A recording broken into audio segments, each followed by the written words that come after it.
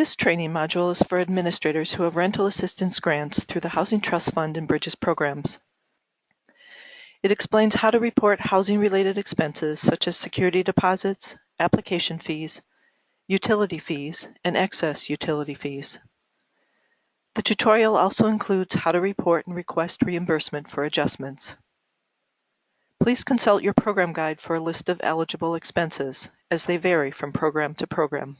Before we get started, I'd like to outline Minnesota Housing's mission, which is to provide access to safe, decent, affordable housing and to build stronger communities across the state.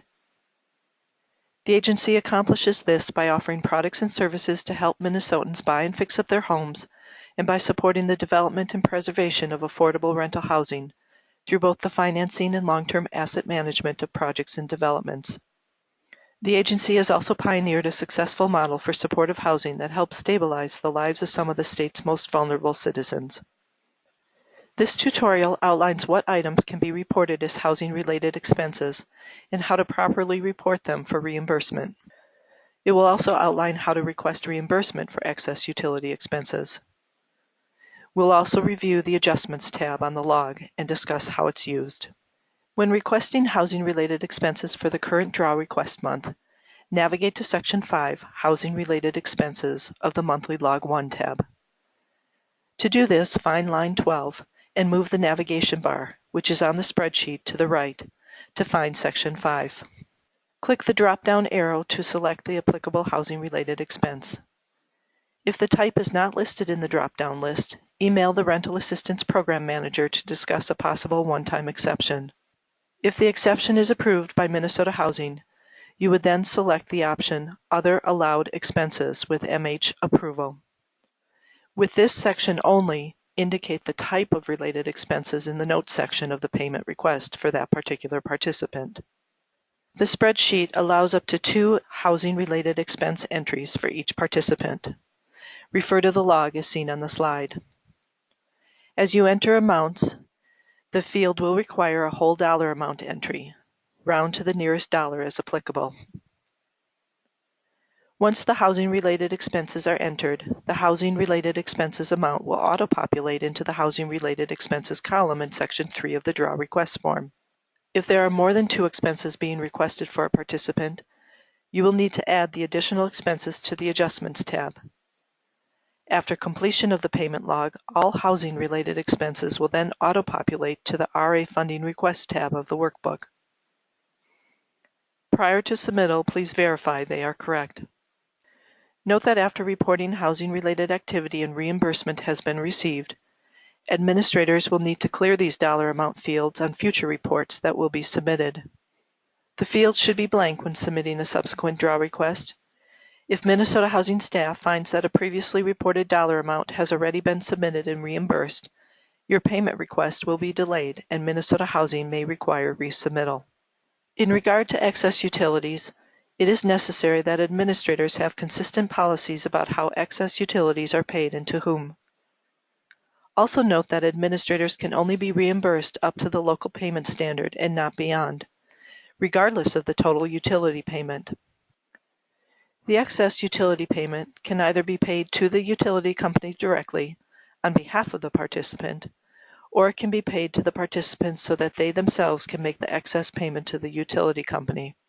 It's according to administrator policy whether they pay for that overage on behalf of the participant and whether they want to be reimbursed through the grant for that overage. We recognize that not all administrators pay these overages, and some who choose to pay may have other funds to draw from in order to cover these types of costs. Therefore, some may pay it and may not desire reimbursement from their Minnesota Housing grant. Claiming it on the log is asking for reimbursement. In the example displayed, the log will auto-calculate and highlight the excess utility field in red when there is an excess utility cost. The amount that Minnesota Housing is able to reimburse is the difference between the excess utility expense field and the local payment standard, or LPS, adjustment field. Minnesota Housing can only reimburse up to the local payment standard and is not allowed to pay any overages that are above 30% of the participant's income. Any expense over the local payment standard is the responsibility of the participant. Again, the administrator has the choice to pay or not to pay these overages, and they have two ways to ask for the reimbursement: RA payment for utility to utility, or RA payment for utility to participant. Let's look at these examples individually. First, we'll look at the example for Ernie Eggplant, whose name is on the top line of the form. The utility allowance exceeds both 30% of the tenant portion of the rent and the local payment standard amount, as indicated in the LPS adjustment field, as a negative $30. The spreadsheet calculates this based on the participant's income and rent amounts. The excess utility expense amount reflects the difference between the local payment standard and 30% of the tenant income, which is $12. This $12 could be reimbursable by Minnesota Housing by placing the amount in either the RA payment for utility to utility or the RA payment for utility to participant fields. In this instance, the administrator paid the utility cost directly to the utility company on behalf of the participant, so the $12 was entered on the log in the RA payment for utility to utility field. In the second example, we'll look at Sandy. The utility allowance exceeds 30% of the tenant portion of the rent. The line reflects the excess utility amount, which is highlighted in red because she would not be required to pay it toward rent because it is over and above 30% of the participant's income. Therefore, the excess utility would be included in the subsidy amount paid on behalf of the participant. Again, in order for the administrator to be reimbursed for this expense, they must place the amount in either the RA payment for utility to utility or RA payment for utility to participant field. As in the first example with Ernie, the administrator paid the utility cost directly to the utility company on behalf of the participant. At times, housing-related expenses, such as security deposits or application fees, are not claimed in the same month in which they were paid, which means they may be claimed and reported the following month. When requesting retroactive payments for a participant, you will need to report those claims on the Adjustments tab. Enter each adjustment indicating the participant's first and last name, date of birth, type of adjustment from the drop-down list, the month of the adjustment, the amount, and a note explaining the reason for the adjustment. Amounts indicated in the adjustment amount fields will auto-calculate in the total adjustment field.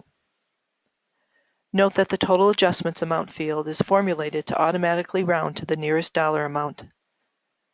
This is due to our accounting policies, which restrict our ability to make payments using cents. These adjustments will then total and auto-populate onto the RA Funding Request tab.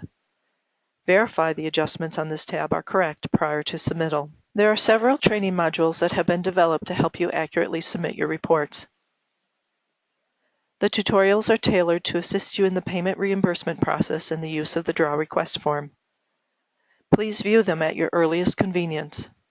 They are short, informative, and we believe they will be of value as you run your program, train staff, and submit draw request forms for reimbursement. You can find the tutorials by going to the multifamily section of our website at www.mnhousing.gov and clicking Grant Programs that can be found under Multifamily Rental Partners. Select Rental Assistance found at the top and scroll down to the training tutorials. Typing www.mnhousing.gov/sites/multifamily/rental assistance in your browser will also take you to the rental assistance page. We require draw request forms to be submitted using the Multifamily Secure Upload tool that can be found in the Partner Login section of Minnesota Housing's webpage.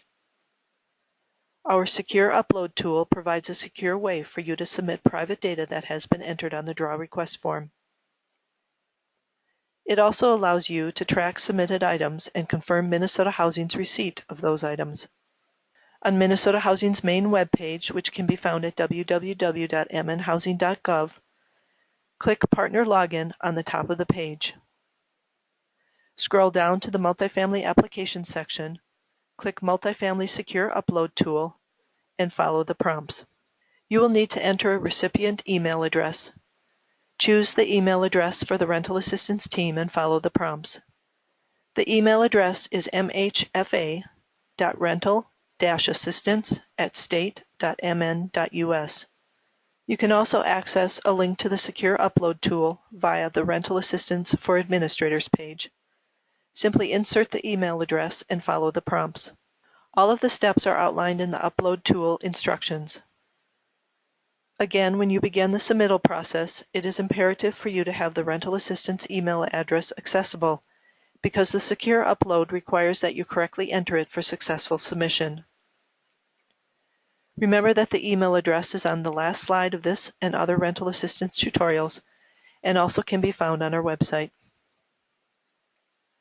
If you have questions regarding the submittal process, please contact the rental assistance team using the same email address.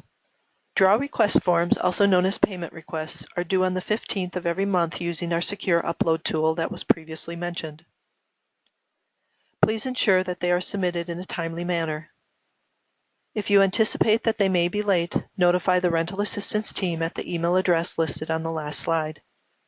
Upon processing, payment information is sent to our accounting department, who issues it to MMB, Minnesota Management and Budget, for final disbursement of funds, which typically occurs around the last few days of every month. This concludes the training tutorial. Please direct any questions regarding content to the rental assistance team at mhfa.rental-assistance@state.mn.us. This is also the email address that I referred to earlier, which is required by our Secure Upload tool when you send in your draw request forms.